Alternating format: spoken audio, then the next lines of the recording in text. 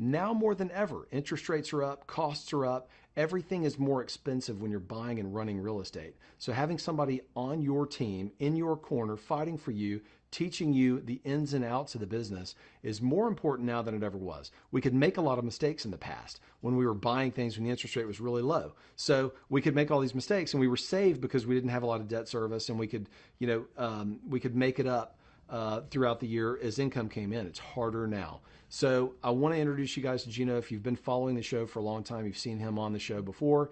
If you haven't been following the show for a long time, this is one of my favorite guests that I'm going to interview, super positive, and I hope you stick around. We've got a lot of guests on the show today, and we'll be right back. We're going to have a quick commercial break, and we'll be right back with Gino Barbaro.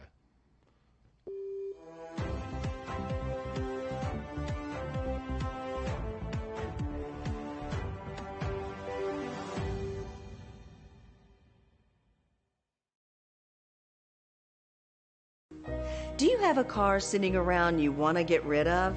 Well, here's a great idea. Donate your car now to help local veterans in your area. Yes, just make one fast call to the Veteran Car Donation Program. Within a few days, we'll come and remove your car for free. You can donate any car in any condition. We'll use our vast network to sell it. The proceeds raised go to help local veterans and their families. And you get a tax deduction. And all you need to do is make this free call. Clean your yard up, get rid of an old car, and help the vets. We make it easy. Make this free call now. Book your fast and easy pickup. Call the Veteran Car Donation Program now.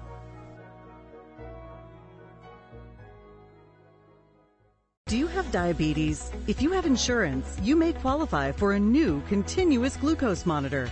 With a CGM, you can continuously track your levels and trends, spend more time in range, significantly lower your A1C, and share important data with loved ones and caregivers. Most importantly, a CGM eliminates the one thing most people with diabetes hate: painful finger sticks. Take charge of your health. Order your new continuous glucose monitor today. If you use insulin and have seen your diabetes care provider within the last 6 months, you may qualify for a CGM today. We'll do all the insurance paperwork and deliver your new CGM at little or no out-of-pocket cost to you. Medicare and most insurances cover continuous glucose monitors, so don't wait. Have your insurance handy and call the CGM Health Hotline now.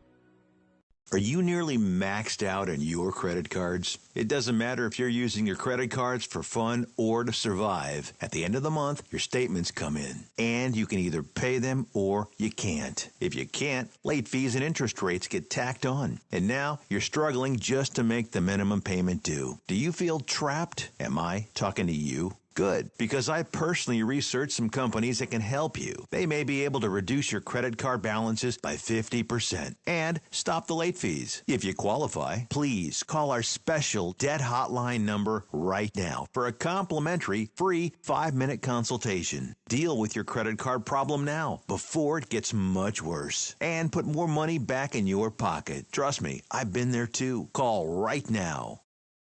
Call 855-993-2096 right now. That's 855-993-2096.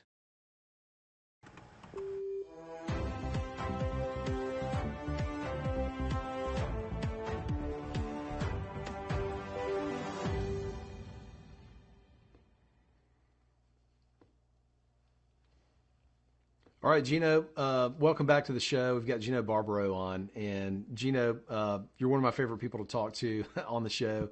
Gino owns a few thousand units in Knoxville, Tennessee, multifamily. And Gino, I wanted to ask you, what are some common exit strategies? You know, when people invest in real estate, at some point, you know, they want to monetize that investment. Passive investors, they want to hold on to it for forever, but at some point you got to do something with that asset. What are some common exit strategies in the multifamily world? Before I even mention the exit strategies, I want to dispel a myth for real estate investors out there. Yeah. You always hear you make money on the buy. And that's true. You do make some money on the buy. You buy it right, you cash flow a little bit, but you make money on the exit. That's where you crystallize your cash flow. And you think about it with a single family home. You buy it for $100,000. You make a couple $100 a month in cash flow. Great. That looks good. Pays the bills, puts some money in your pocket. But 3 or 4 years later, when that house is worth $150,000 and you exit it, that's when you make those big chunks of cash. There's a couple ways to really materialize the exit strategy, and it's really important. Every time you look at a deal in real estate, the idea is that 3 pillars of real estate. It's the market cycle you're in, it's the debt component, but it's the exit strategy. And some exit strategies are different than others. Some you may want to buy and hold forever. I guess you could do that. When you pass away, it's going to somebody else. So just understand that. And an old asset only gets older. So understand if you're going to buy and hold these assets for a long time, maybe start buying newer assets. I mean, the second exit strategy is really buy and sell. I mean, it depending upon your time frame. Do you want to reposition the property? Do you want to hold it? And in commercial real estate, it really depends upon the debt. What's the term of the debt? Do you have a 3-year term, a 5-year term, a 10-year term, a 12-year term? Whatever the term is, you may want to line yourself up with the sell in comparison with the term. Now, what Jake and I like to do, I mean, we like to buy and refinance. That's our exit strategy. Our exit strategy is to add a ton of value, go to the bank, refinance that capital out. We've crystallized it, and then move on to the next deal. That's how we get our capital for our next deal. In terms of like diversification, what a lot of people say, you got to diversify geographically, diversify with, asset class, diversify a lot of different ways in real estate. How do you suggest, you and you own a lot of units in Knoxville, Tennessee. I own a lot of units in Memphis, Tennessee. So we're not very geographically diversified. So how do you suggest that, people diversify their risk in how many different ways in real estate? Well, Andrew, depending on your experience, I would say you could possibly diversify markets. I mean, I know you're in the west part of Tennessee. Maybe you come to the east part of Tennessee. If you're really good at an asset and you really excel at that, why would you diversify? One way we've diversified, believe it or not, is we may buy different asset unit mixes. We may like to buy 1 bedrooms, 2 bedrooms, 3 bedrooms. So when there's a family that's in a 1 bedroom, they've outgrown that unit mix. They got to go to a 2 bedroom. Hey, by the way, we've got a 2 bedroom. And 2 bedrooms, when they're expanding the families, we have 3 bedrooms. It's a great way to diversify when you're looking at it from that perspective.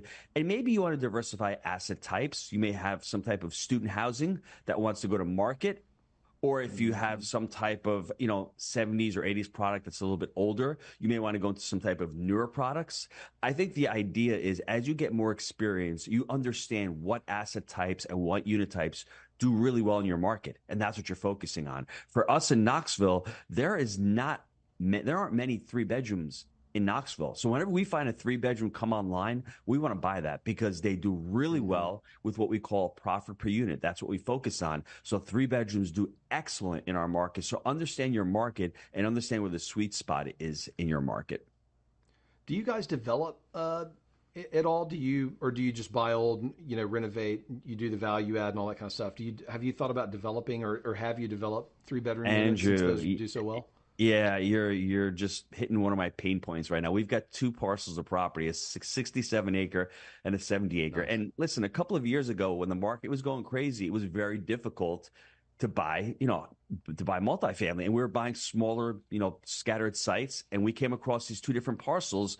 On one of them, it's 67 acres. We've got the ability to build 291 single-family homes. Wow. So we want to do build to rent. Oh, yeah, like you just said, wow, it's such an overwhelming concept because we've never built before. So we're thinking about starting out small, but we want to build these. They're going to be 3-bed, 2.5 baths. They're going to crush it. I mean, the build rent model, newer assets, real easy to manage, but it's going to take a lot longer to develop. And it's one of those things where, hey, 24, 36 months down the road, there's no cash flow today, but we understand when we build that, and when it gets done, it's going to be a really amazing asset. Do you plan to have similar amenities in a build-to-rent single-family home community that you would have in an apartment That's a great world? question. That really depends upon the market itself and what type of tenants you're trying to attract. Hey, listen, I want the high-speed internet. I really would like to have a clubhouse there. I really would like to have a pool there as well. I would like to have a dog park there. Those are the amenities I think that when you're doing a build to rent, when you want to attract that resident that's going to want to stay there, it feels like a community. It feels like a home to them. Sure. And why would Yeah. they leave? Even with these the electric vehicles, the EVs, putting an EV in their garage, things like that, where you can think outside the box, smart locks, smart thermostats, all of those amenities that you would look at in a luxury A apartment. Why can't you build them into these apartment complexes? And once they're in, I mean, they're in for the next 10, 15 years. You're set. So you guys, this is a little bit of a different, this is diversification for you guys, right? Because you're It is. used to doing the apartment model, but It now is. it's the single family rental model. So It have is. you, what were some of the kind of the things that as you were planning this community and designing it, what are some of the things, the factors that you look at as you're kind of stepping into a new, a new world here? It is a new world, but I think it's a very similar world. It's as if you're having like a 291 unit apartment complex. It's all contiguous. They're all located in the same location. I would Right. venture to say that True. these are probably easier to manage than our assets because these are going to be brand new. I mean, you're going to be able to attract really quality tenants there. The median income of the area is really high as well. It's in a great part of the city. So when we're looking at it, I think most of our manage right principles are going to really blend really well with this type of asset. And when you build new, it's going to be very low maintenance. I mean, there's not really many things that are going to be breaking. So it's really about the lease up. And once you have the lease up, to Yep. be able to deliver that superior customer service. That sounds awesome. I look forward to following that journey with you guys. Yeah, thank you. When it comes to deciding whether to buy and hold an asset or buy and sell, what are some things that people should think about? If they're looking to flip a property or the exit, like you just suggested. What you and I do is the Burr model. We cash out, refinance. We take our money out of the deal, move on to the next one. When should people do that, or when should they improve it and sell it? Wow, that's a great question, and we could spend hours on it. But the short answer to that is it depends upon your experience and the need for capital. If you need capital tomorrow and you need all of your capital back because you're going to put it in a different asset, I would say sell. The other, I think, time you'd want to sell an asset is if it becomes functionally obsolescent. If you've got an asset that, hey, it's got, air conditioning that's not central air, and you're like, you know what, I really want to step up this asset and get out of it because I bought it really well, but I want to roll that money over. That's another time when you say to yourself, hey, let me sell this asset. Or if you see that there's the market's coming at a high and you're like, you know what, I am never going to sell this asset for this price for the next 5 years. Let me get out right now. I would consider doing that. There's one other time that I would really consider doing it. If the market turns, if you're in a neighborhood or in an area where all of a sudden you see median income start dropping and you just don't like what's going on in that neighborhood and you can tell that that's going on, hey, maybe it's time to sell that property. And I would always venture to say, always think about ROE, which is return on effort.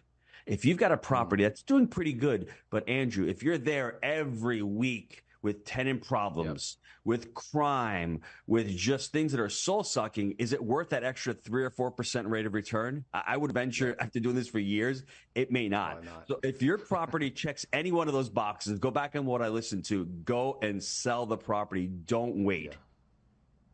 Yeah. And last question on this. The lending environment has gotten super challenging, right? So are you seeing more flippers in the market than buy and hold people because the numbers, they can't make the DSCR work or the income make sense? We're seeing a lot more seller financing, which is what I like.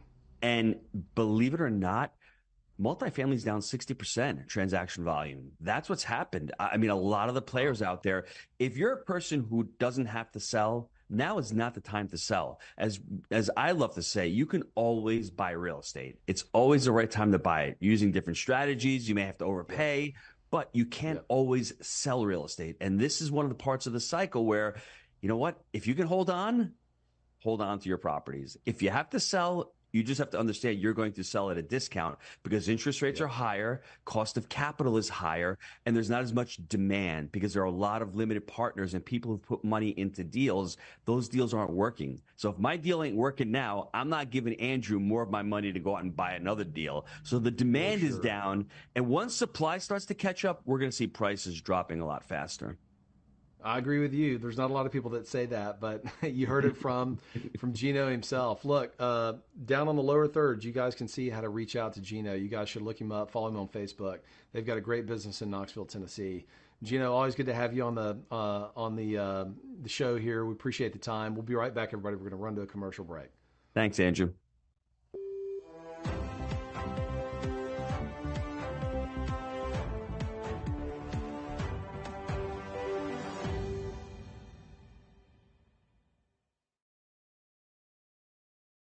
Are you ready to shake up the world of health with me? Welcome to Disruptive Health, where we are flipping the script on traditional wellness. I'm Dr. Denise Brown, and on this show, we are diving deep into the latest trends and breakthroughs in health and wellness. Whether you're curious about nutrition, exploring new therapies, or just want to live your best life, Disruptive Health is your guide. Don't miss Disruptive Health, coming soon to Now Media TV. What if this happened to you when you're alone? Or what if it happened here? With MedGuard Alert, you're never alone. You can connect with medical professionals anywhere, anytime. And now MedGuard is introducing our exclusive new Care Watch. If you need help quickly, use it from anywhere to contact medical professionals. No cell phone required. The Care Watch is not only a life-saving medical alert device, it's a revolutionary health monitoring system that checks your blood pressure, heart rate, oxygen saturation, and much more. And here's the best part. If you have Medicaid, you may qualify to get your Care Watch for free. The Care Watch is only available through MedGuard Alert. Call us right now. We have monitoring programs starting as low as $1 a day. The call is free, activation is free, shipping is free, and no contract is required. Remember, with Medicaid, you may qualify to get your Care Watch for free. Don't wait. Call us to get your Care Watch right now. Operators are standing by.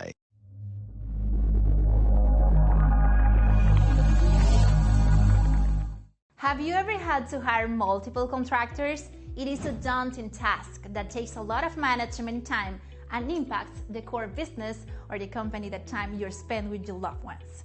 At Texas Home Property Solutions, you can count on a responsible company that can tackle all your general contractor needs. Electricity, painting, remodeling, plumbing, air conditioning, and roofing. Hire us and forget it. With over 20 years of experience, Texas Home Property Solution will deliver your project on time and within budget, with the high level of quality and integrity, no matter the size or complexity. If you are a company, a government institution, or an individual who needs a general contractor, you need Texas Home Property Solution. Take a decisive step and call us today for a free consultation.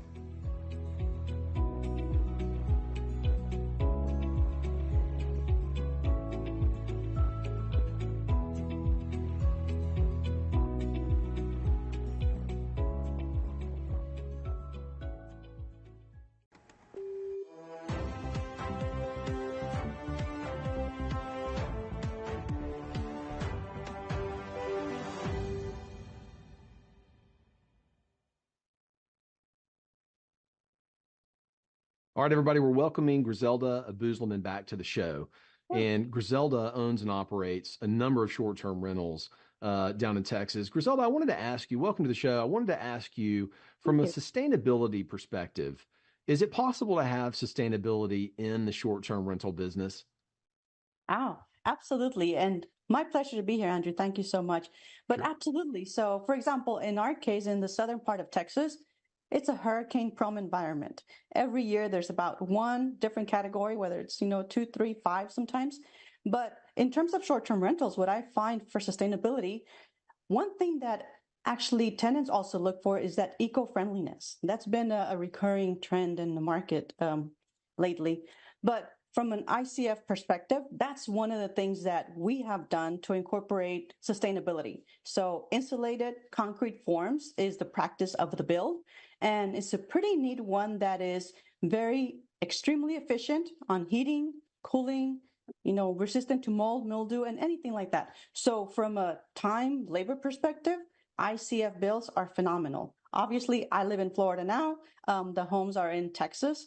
And for that hurricane severe weather, it's absolutely a great, great benefit. So from a homeowner perspective, definitely time saver, lower cost to build, less time, and then also from a safety standpoint, right? For example, there was a hurricane out in Florida. I think it was Hurricane Michael in 2018. If you Google that and you look through the video of the damage that Hurricane Michael did in the panhandle of Florida, you'll see a lot of the homes that did not make it, but ICF homes that were building and standing up still. So definitely a lot of benefits from energy efficiency, even homeowners looking for saving money on their energy bills. Huge savings from like 80, 85, 90% sometimes. Wow. So an ICF build, are they building single family homes like that, that are 1,500, 2,000 square feet, or is it reserved for some of the larger, more luxurious homes?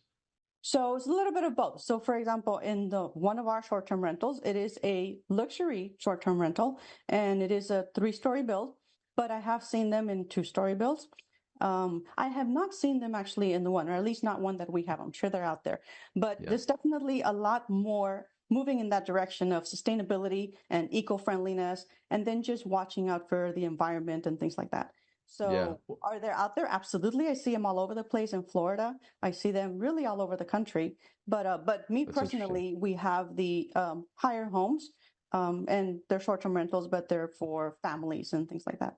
Right. Out of curiosity, did you guys build that property new?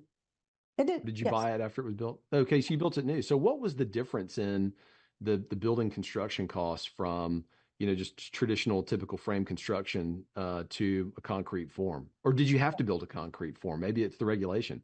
So we did not have to build a concrete form, but we noticed that there were actually very few to none. We couldn't find one, but I think there are some now, but ours was one of the first ones on South Padre Island. But we did it because it's very, very energy efficient.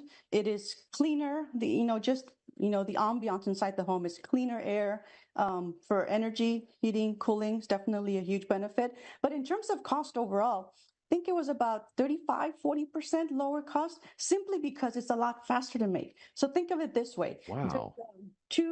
Call it foams, right? It's some material, but 2 foams put together with some engineered web-like structure, like cross ties. And so it's really, you're just stacking up foams on top of each other, like Legos, like my kids could build it. They're teenagers. But you put those concrete forms together and then you just pour the concrete.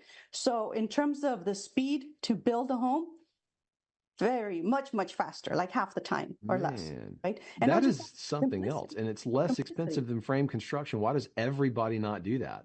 Absolutely. That is the trend. And actually, I see that happening. There's a lot more coming, but it's just a simple build. It's lower labor. It's much faster. And I'll even tell you this, during that construction of that one home that I'm thinking in Texas, there was a little bit of a storm during the build. So you can see these like concrete forms. They're like Lego blocks made out of foam with, webs in between, but they're, standing upright to create the walls that are going to be, pouring the concrete into. But there was a small storm. Hey, half the wall came out. And my brother, who's the business partner, he's like, hey, we got the wall come down. It's going to big delay on the home. I'm like, no problem. In a day, they'll have it back up. And sure enough, within 4 to 5 hours, it's like Legos, the wall went back up and the pouring of the concrete came in the next day. Man, that's something else. That's really cool. I did not realize that was, becoming the construction trend, I guess. You see it all over the place in Florida. Yes. But South Texas, I think they should build properties like that everywhere. Is it? So I'm assuming once you build the concrete form walls, then you're just floating sheetrock, kind of inside of that. Electricity, plumbing, the whole thing Absolutely. Is inside those concrete walls. Yeah, everything else comes kind of standard. But think of the soundproofingness in that type of a home. So our tenants, for example, love the fact that it's completely soundproof inside the 4 walls of the home. It's much cooler. For example, there's no mold, mildew, there's no insects, there's no little rodents or anything like that could find in a typical home, in a wood frame. They don't find any of that in our home. So they really, really get delighted with the experience of like, wow, this is a full, eco-friendly, nice home that, from our perspective, it's a much lower cost to maintain because it's energy efficient. 100%. Yeah, 100%. And, wood just breaks down over time. You get a little bit of water and wood rots and it turns into a cancer and it travels. And if it's just concrete, building. There's none of that. So do you promote that, the fact that that is a concrete building in your Airbnb advertisements? We do actually, and people actually enjoy that, and they've told us in our reviews that that's something that they like, simply because it's unique, it's different, and it's a new experience for them. And so they ask us a lot of questions about it as well. And so we're like, oh yeah, cool. No, I'm not saying that they're going to go do it with their home, but they get a lot of good ideas of like, oh wow, this is the future. This is like pioneering the future in home builds. Yeah. And that's really what it is, because you can, sometimes depending on, the net zero factor, for example, I'm sure you've heard of that, right? But having that completely insulated home, it's a lot better from a perspective of a homeowner, but also from their standpoint too. Instant hot water, for example. With energy saving circulating system, you can have hot water instantly in your shower, in your sink, or anything like that. So there's a lot of benefits, a lot of benefits that come with it. And obviously, I have homes in Florida and Texas. We get hit by hurricanes all the time. And so that is definitely one of the huge benefits, right? The safety factor for when hurricanes hit, ICF homes will not go down.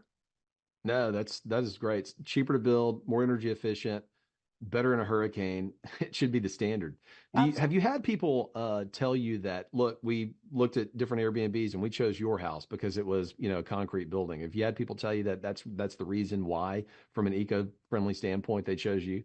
Mm-hmm. Not yet. So no, not to that extent. But we do find that there's eco-friendliness, like on Airbnb, for example, is this an eco-friendly home? And so we do sense that the market trend is going in that direction, but it's not a requirement by any means. It's a cool, nice to have. It's a cool perk right now. But I'm pretty sure that as people experience that a lot more, it's going to become a little bit more prevalent. But right now, it's more of a nice to have. From us, it's a huge benefit from a cost standpoint. And the tenants really enjoy the efficiency of the home, the brightness, the fact that there's no mold and mildew or anything like that some of these older homes tend to have. Ours, they don't have a single worry about that. Their kids are like roaming free and totally safe. I love it. Well, look, before we went on air, I've got a minute and a half left. You told me that you're kind of traveling around doing some book signings, and everybody, Griselda's a best-selling author. So tell us about the book that you're signing, and the new book that you've got out. Absolutely. So just last week, I was in Chicago at Northeastern Illinois University doing the book signing and a presentation. And that was a lot of fun. That book was called Extraordinary Latinas. And it was with one of my co-authors of that book. She went to NEIU. I did not. But in a couple of weeks, I go to my hometown in Brownsville, Texas, close to where this home that I'm talking about is. And I have my own book signing there at a school, at the university as well. And that book is called Life Beyond the Border. And really the main topics there is how do you turn adversity into a huge advantage? But those are the two books, and I'm really excited to go out and meet people and sign their books and talk to them about resilience. That's really cool. Well, everybody, if you can see it right there. We put it up on the screen for you. There's Griselda's website. So you guys should look her up, Lean Business Excellent. Griselda, we'll have you back on the show. Really appreciate the time today. And everybody, as we part, there it goes. So we'll, go check out her book. It's Amazon, it's in Barnes & Noble, all over the place. So Griselda, thanks again. We'll see you soon. All right. Thank you, Andrew. Have a good one. We'll be right back, everybody. Bye-bye. Bye.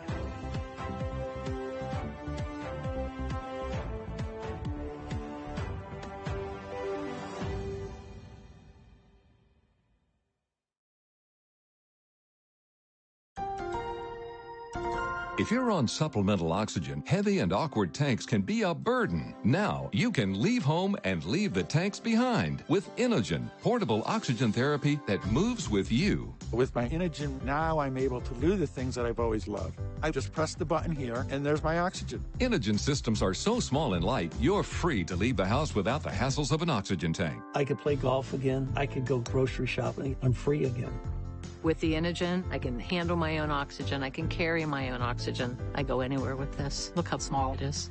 And right now, you can try an Inogen portable oxygen system for 14 days risk-free. Call us right now. If you qualify, we'll send you an Inogen system to use for 14 days risk-free. Your insurance may even cover your new Inogen system. If you're on oxygen, you need to be using an Inogen. Call 800-367-1753. 800-367-1753. Attention timeshare owners. This is an urgent consumer alert from the Timeshare Exit Hotline, a national company specializing in helping consumers legally get out of their expensive timeshare contracts. We're offering you a way to legally get rid of your timeshare. So if you're fed up with the maintenance fees that keep on coming and want to learn if you can terminate your timeshare legally and permanently, call today. Call the number on your screen today. It's a free call. If you're living with diabetes and using insulin, you know the pain of pricking your fingers over and over again. By wearing a small device called a continuous glucose monitor, or CGM, you can reduce the pain of pricking your fingers right away. If you use insulin daily, you might be eligible to get your own continuous glucose monitor. So call the US Med Diabetic Health Hotline today and learn about the latest CGM technology. Not only can a CGM immediately reduce pain, it's accurate, easy to use, and helps you make better diabetes treatment decisions. And if you have Medicare or private insurance, you can see if you qualify for a CGM at little or no out-of-pocket cost. We'll also provide free shipping of your new CGM, and we'll bill your insurance company for you. If you use insulin daily, you might be eligible to get your own continuous glucose monitor. So call the US Med Diabetic Health Hotline to see if you qualify for a CGM at little to no out-of-pocket cost.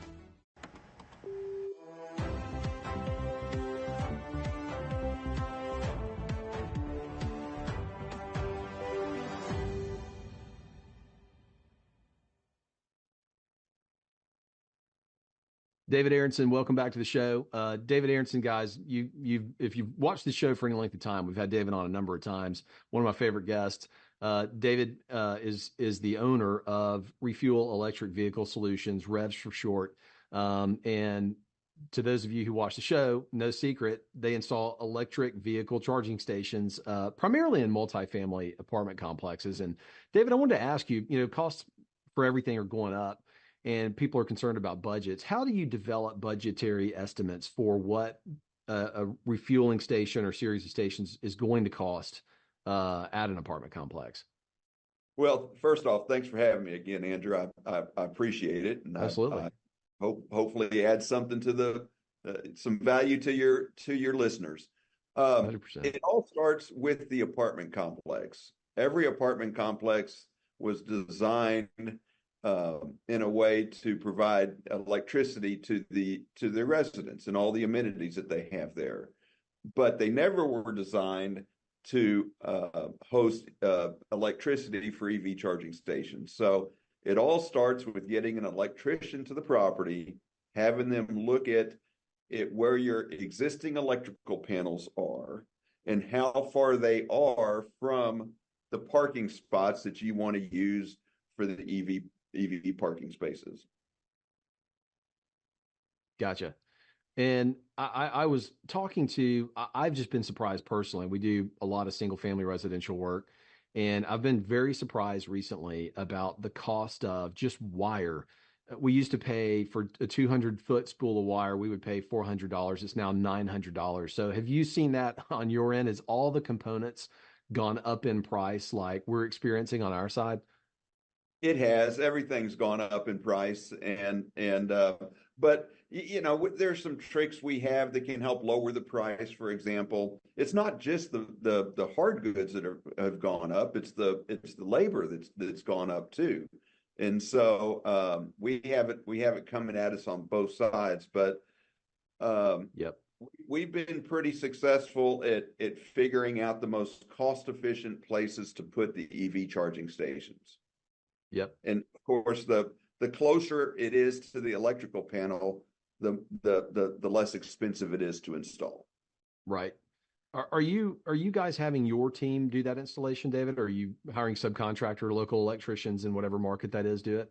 Yeah, we all the time will hire a local electrician because they're familiar with the local permitting process and the local laws, but we give them specific instructions as to what to do.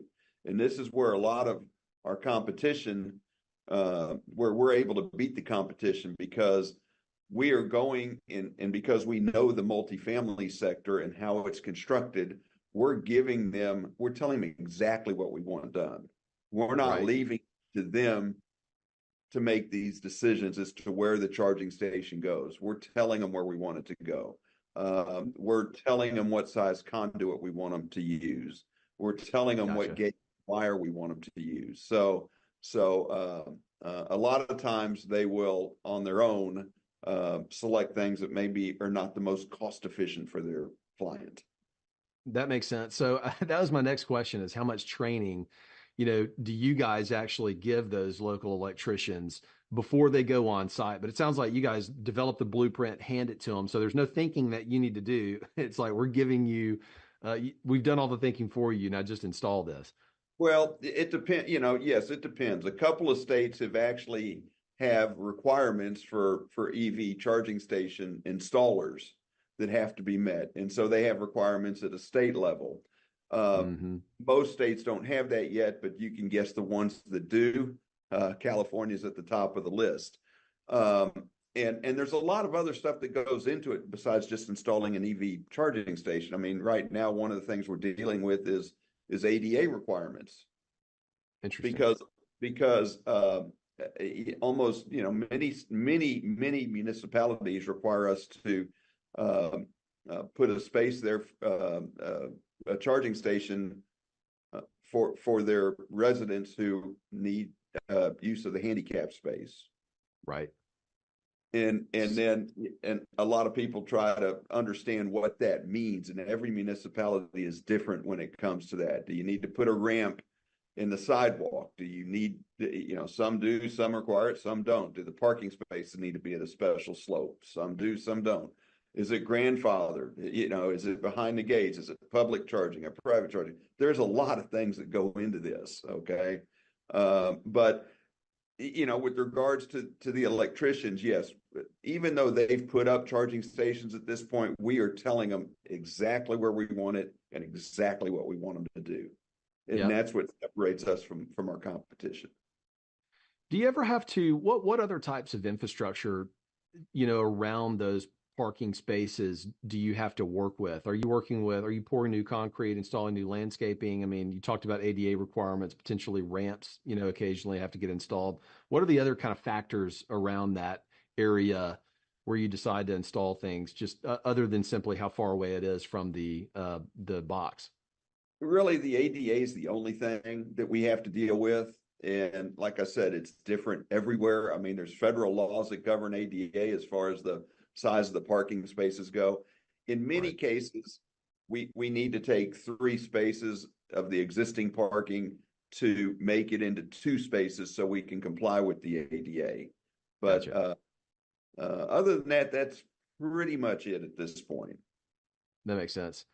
And by the way, a few years ago, when the industry was newer, people were not even thinking of ADA.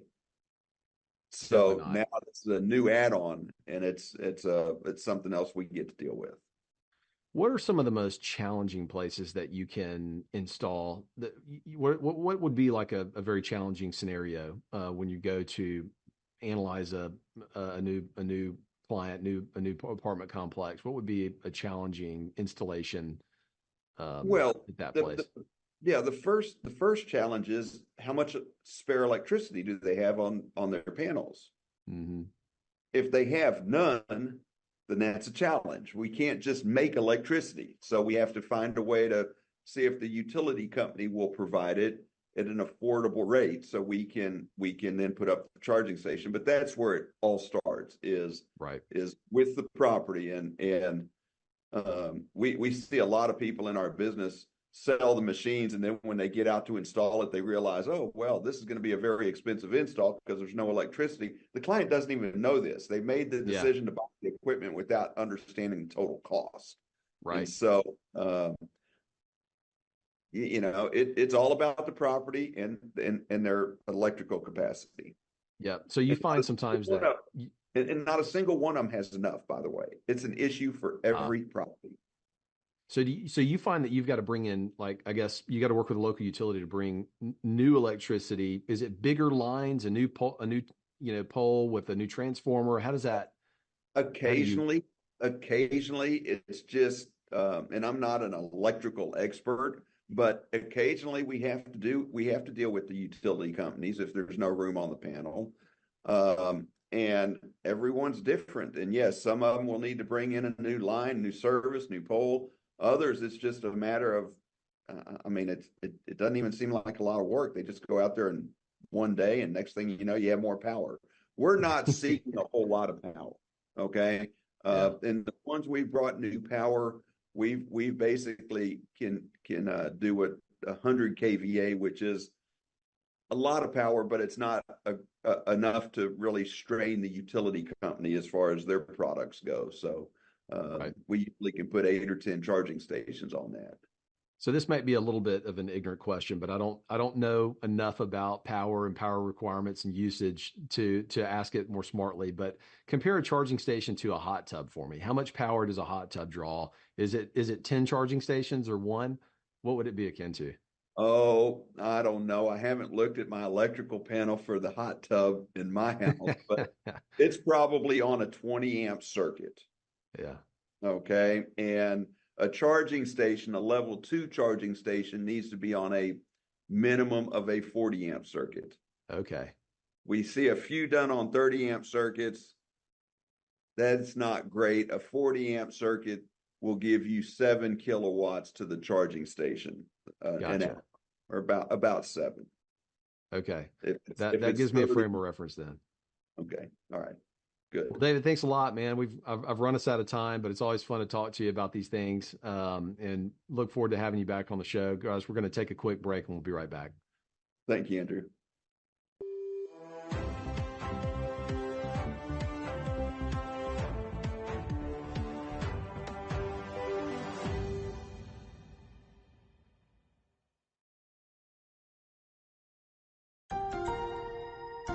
If you're on supplemental oxygen, heavy and awkward tanks can be a burden. Now you can leave home and leave the tanks behind with Inogen, portable oxygen therapy that moves with you. With my Inogen, now I'm able to do the things that I've always loved. I just press the button here, and there's my oxygen. Inogen systems are so small and light, you're free to leave the house without the hassles of an oxygen tank. I could play golf again. I could go grocery shopping. I'm free again.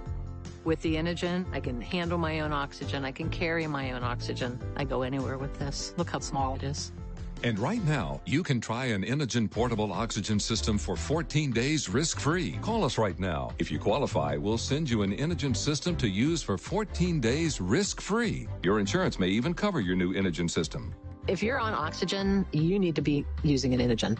Call 800-367-1753. 800-367-1753. Do you have a car sitting around you want to get rid of? Well, here's a great idea. Donate your car now to help local veterans in your area. Yes, just make one fast call to the Veteran Car Donation Program. Within a few days, we'll come and remove your car for free. You can donate any car in any condition. We'll use our vast network to sell it. The proceeds raised go to help local veterans and their families. And you get a tax deduction. And all you need to do is make this free call. Clean your yard up, get rid of an old car, and help the vets. We make it easy. Make this free call now. Book your fast and easy pickup. Call the Veteran Car Donation Program now.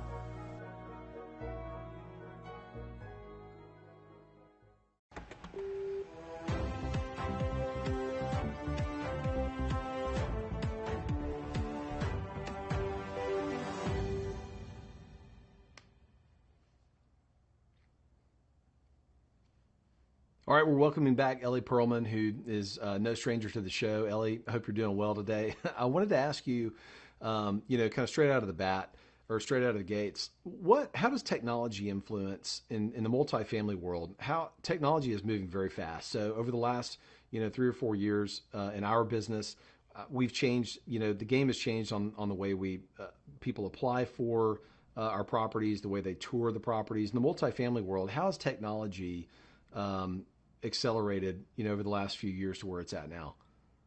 Yeah. Andrew, it's a very interesting question because real estate historically has been an industry that has been resistant to change, and technology advancement is not something that we see very often.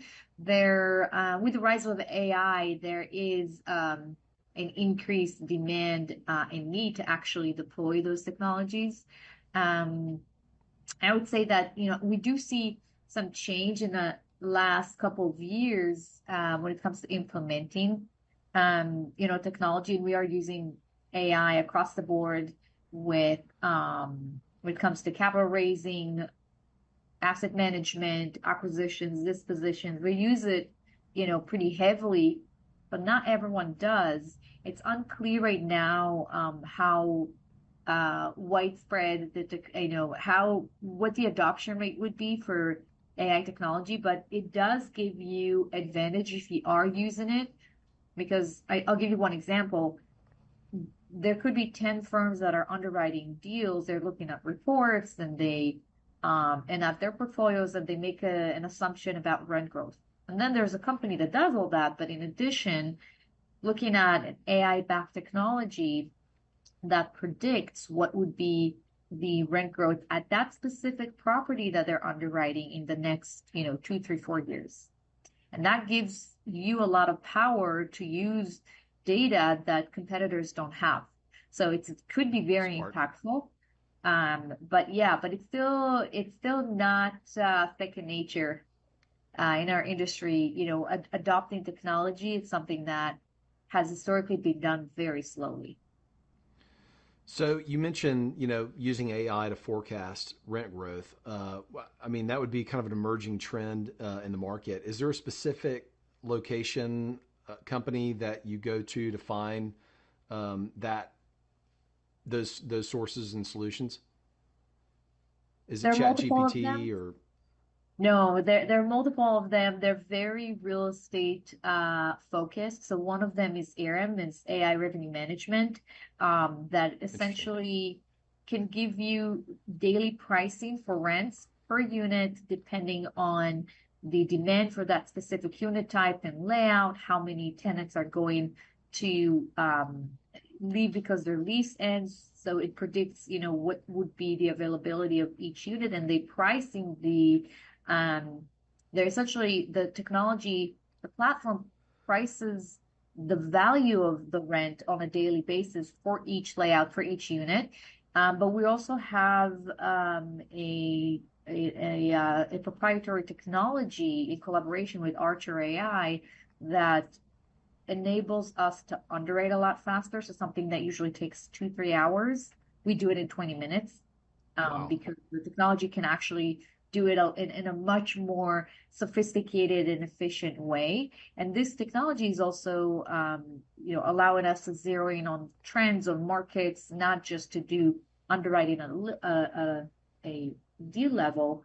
And there's a third one that we're using, Axiometrics, from RealPage. And essentially this technology allows us to predict the occupancy, concessions, and other factors related to the specific property that we're looking at. So we're using multiple sources of AI-backed technologies across the board.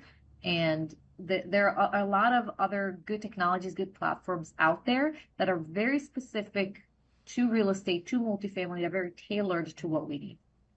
Have you found that these are accurate in the numbers that your team would underwrite over 2 or 3 hours?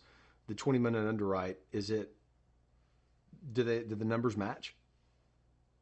Yeah, it's very, very accurate. This is just so we all understand, we don't spend only 3 hours per deal. This is just the back of an envelope, kind of quick underwriting, just to see if the deal works, if it's a yay or nay, if we want to, put more effort into it. But yeah, it's extremely accurate, and it takes the human, it reduces human error, because essentially these are multiple computers talking to one another and presenting a model that is complete, and it's integrated. It's an add-on in our proprietary underwriting model, and so it does the work a lot faster and a lot, in a more accurate way. And of course, you still need a warm body, like we call it in the industry, to go and and review it, adjust it, tweak it, but it takes a lot of the manual work that is not the best value of my people. And it turns underwriters from those who take data, implement it, and then tweak it to those who are managing the process, and diving deeper to adjust the data based on what we need. That's smart. Ellie, for investors that are looking to invest with firms like you guys that are raising money, buying buildings, how do you convey what you guys do on the AI side, which in my opinion makes you more competitive than a lot of firms that are doing this? How do you convey that to investors? So essentially, what we explain is that we're using AI in order to predict market trends and to help us build our pro forma. So it's not a wishful thinking, and we don't also operate out of fear. So rent growth, for instance, can make or break a deal. If you assume 2% or 1% rent growth year over year in your model versus 3 or 4%, that could be the difference between 11% IR and 15%. It's that dramatic. And so we essentially say that we take the emotions and the part in us that is biased in order, because we all want to close deals. We take it out of the equation and we let the data speak to us and guide us in making those decisions. So, underwriting and real estate acquisitions, it's part art and part science. And we're able to move a big portion from the art side of it to the science part of it. There's still going to be, and we're still going to review it. We're still going to see if it makes sense to us. There's still a lot of the art side of it. But the science part of it, which is the AI, is actually taking a bigger part. So we are more well informed and we can make better investment decisions that ultimately will benefit our investors. Yep. AI is changing the game, that's for sure. Ellie, in the couple of minutes that we have left, everybody's always asking about where rates are going, what's going to happen in the future. Give us your opinion. We've closed the first quarter of the year. What do you think is going to happen for the rest of the year on where interest rates go and how the lending environment's going to be? Nobody knows. I was hoping that rates are going to start going down in Q2. It does not look like that's going to be the case. We're probably looking at Q4, maybe Q3. Everyone was hoping for 3 rate cuts. It looks like it's going to be 2 to 3, just based on what the Feds are communicating. It's going to be a tough year.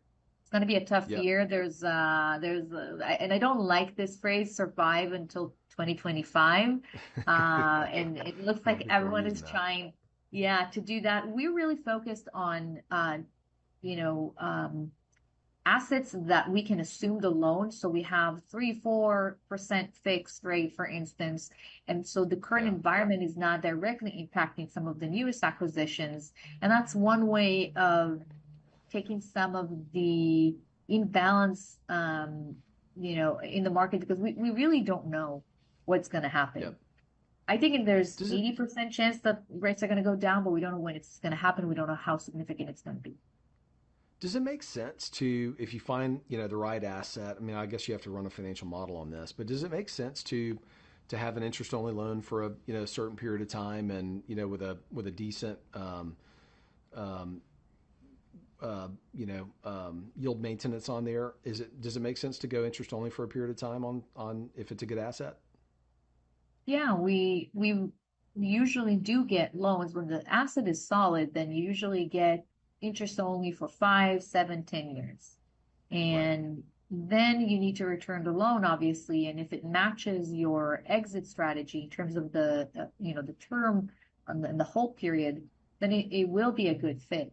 It's a little bit more tricky if you're placing debt on the property that has only 2 years of interest only, but you're planning on holding it for 5 years or 7 years. Then you're taking a bigger risk that you will need to refinance in 2 years, and who knows how that's going to look like, and what's going to be the debt environment at that point.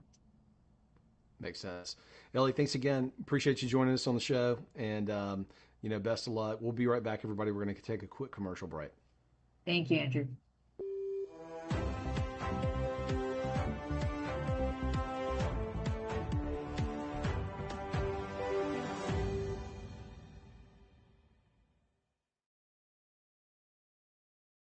Attention timeshare owners. This is an urgent consumer alert from the Timeshare Exit Hotline, a national company specializing in helping consumers legally get out of their expensive timeshare contracts. We're offering you a way to legally get rid of your timeshare. So if you're fed up with the maintenance fees that keep on coming and want to learn if you can terminate your timeshare legally and permanently, call today. Call the number on your screen today.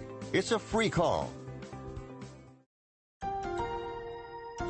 If you're on supplemental oxygen, heavy and awkward tanks can be a burden. Now you can leave home and leave the tanks behind with Inogen, portable oxygen therapy that moves with you. With my Inogen, now I'm able to do the things that I've always loved. I just press the button here, and there's my oxygen. Inogen systems are so small and light, you're free to leave the house without the hassles of an oxygen tank. I could play golf again. I could go grocery shopping. I'm free again. With the Inogen, I can handle my own oxygen. I can carry my own oxygen. I go anywhere with this. Look how small it is. And right now, you can try an Inogen portable oxygen system for 14 days risk-free. Call us right now. If you qualify, we'll send you an Inogen system to use for 14 days risk-free. Your insurance may even cover your new Inogen system. If you're on oxygen, you need to be using an Inogen. Call 800-367-1753. 800-367-1753. Do you have a car sitting around you want to get rid of? Well, here's a great idea. Donate your car now to help local veterans in your area. Yes, just make one fast call to the Veteran Car Donation Program. Within a few days, we'll come and remove your car for free. You can donate any car in any condition. We'll use our vast network to sell it. The proceeds raised go to help local veterans and their families.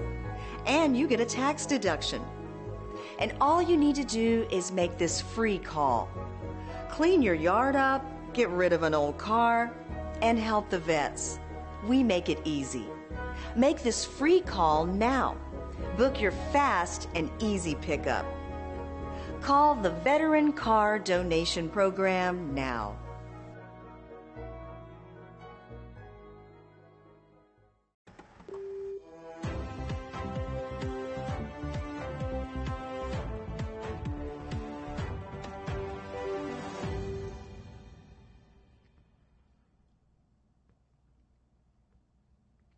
Thanks again, everybody, for joining us on this week's episode. We're always here on Now Media TV, Thursdays at 5 o'clock. We're going to introduce you guys and talk to people that are investing in real estate, that are, helping people that invest in real estate, that are contractors. We are all over the map when it comes to real estate. And we like to have you here watching the show with us, joining us, asking us questions. Listen, I want to tell you guys one thing. The interest rate environment is crazy right now. And so I know a lot of real estate investors watch this show. You invest in single family, multifamily, industrial, you're all over the board. And it's kind of survive till 2025, as you heard one of our guests say a little bit earlier. The idea is to invest in good quality assets. Don't overpay for anything right now. Scrutinize your budgets, scrutinize every purchase price. Don't buy crazy things. The market's going to come back, and it's going to be, look, real estate investing has been the same for over 100 years. You buy good quality assets, you make recurring income off of that. And at some point you exit that asset, whether it's a sell or you refinance your money out of it. So we're going to talk about that a lot on the show. Appreciate you guys being with us, and we'll see you here next week. This has been a Now Media Networks feature presentation. All rights reserved.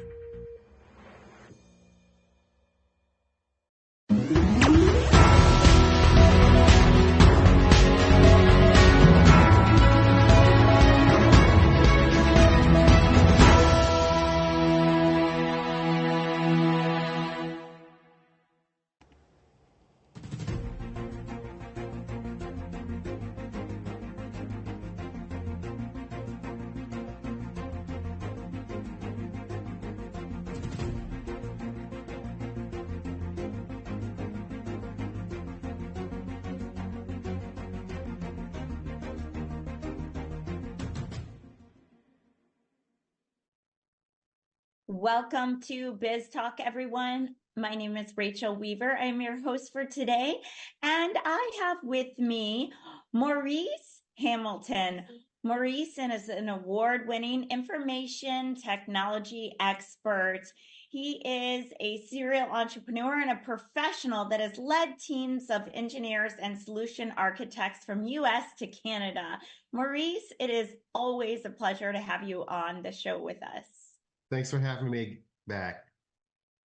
Thank you. So I'm excited to dive into a couple topics today regarding data centers. So what are 3 reasons why businesses use data centers to enhance reliability and uptime? A great question. One of the things that when we talk to our clients, we give them advisory advice, and we let them know that not all businesses need the use of a data center, extended data center. However, but if you're a company that's like e-commerce, financial services company, healthcare company, where you had to adhere to government regulations, then you want to think of it.